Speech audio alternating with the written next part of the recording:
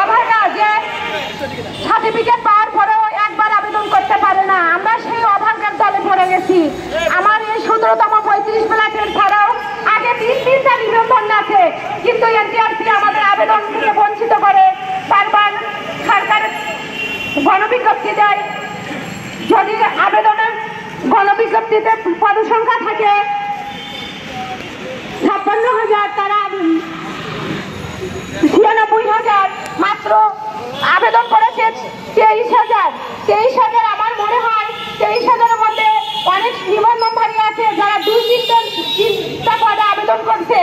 এখন দেখা 96,000-এর ভেতরে যদি একটা পদে একজনকে সুপারিশ করা হয়, 20,000 পদসংখ্যা পূরণ হবে না, তাহলে আমরা কি দোষ করলাম? সার্টিফিকেট কেন দিবে আমাদেরকে? এই সার্টিফিকেট আমাদের দরকার নাই। মাননীয় প্রধানমন্ত্রী এবং শিক্ষামন্ত্রীর কাছে এটাই আবেদন, আমরা কি অপরাধ করলাম যে আমরা একবারও আবেদনের সুযোগ পাবো না? এটা ইতিহাসের সবচেয়ে ঘৃণ্যতম অপরাধ।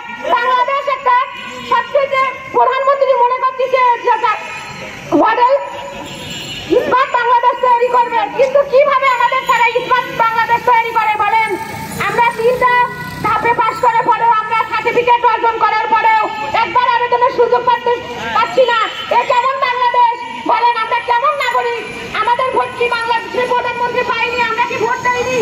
বগুড়া থেকে আসছে, আমরা 3বার মানববন্ধন করলাম, সেই মানববন্ধনে 3বার আমি হয়ে আসছি। এটা কেমন বলেন? কোন ইতিহাসে কোথায় লেখা আছে যে আমরা আবেদন করতে পারবো না? তাহলে আমাদের পাশ করালো কেন? আমাদের সার্টিফিকেটের তো প্রয়োজন নাই, আমাদেরকে কেন উত্তীর্ণ করলো? তাহলে আমাদেরকে রিটার্ন ভাইভাতে আমাদেরকে আউট করে দিল না কেন?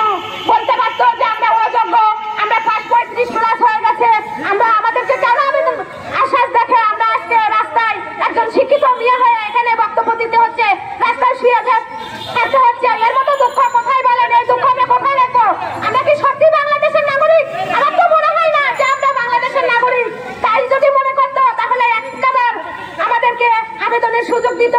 ওনারা মনে করতেছে আমাদের যে সত্যি যদি আবেদনের সুযোগ না দেয় আমাদের পাশ করার প্রয়োজন ছিল না, কেন আমাদেরকে পাশ করালো বলেন? এটা মাননীয় প্রধানমন্ত্রী এবং শিক্ষামন্ত্রীর কাছে আবেদন, আমাদের তো পাশ করার দরকারই ছিল না, আমাদেরকে ফেল করে দিত। কেন সার্টিফিকেট দিয়ে আমাদের আশা দিয়ে আমাদেরকে বঞ্চিত করলো?